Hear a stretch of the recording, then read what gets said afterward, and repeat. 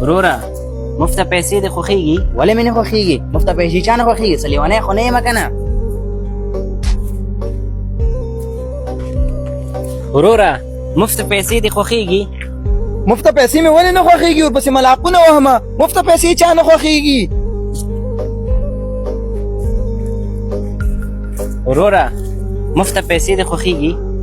نه وروره زما مفت پیسې نه خوښېږي. ولې وروره مفته پیسې دې ولې نه خوښېږي؟ وروره مفت پیسې مې ځکه نه خوښېږي چې زه بیا مفخوره مخته کېږم. زما ورونه په خارج کې وو، ما ته مفت پیسې لېږلې. زما ملګري په خارج کې وو، ما ته مفت پیسې لېږلې او زه یو مفخور وم. ما به همیشه کار نه کو، تمام ورځ له چکانو لوپرانو سره به ګرځېدلم. مفت پیسې د سړي نه ډېر زر ځي او ما نه به دا پیسې داسې ته لکه اوبه غوندې. په یو وخت راغی چې هغه پیسې را باندې بندې شوې. داسې یو حالات مې تېر کړ چې 1 روپۍ ته ناست وم. خو اوس د مفت پیسو نه زه کرکه کوم.